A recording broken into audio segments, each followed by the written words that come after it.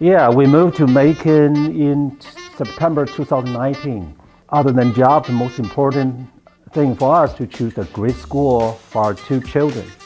We searched a whole lot of school choices in this area, and then Stratford ranked the top.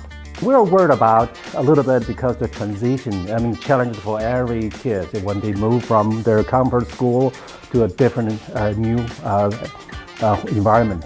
And turn out they're adapting really well. And one important criteria when they select a school is called college prep. He chose AP Computer Science Principal for this year as the perfect workout for him to develop not only play game but also passion to develop a game. He ranked really high in his class, and it turned out that Mr. McHugh nominated him for the Governor Honor Program.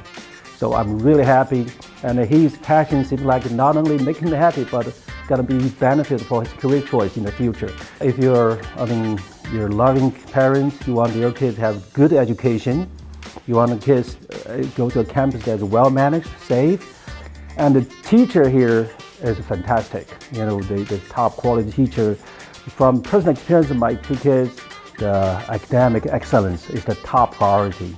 And the Stratford offers the best opportunity for my kids to pursue excellence.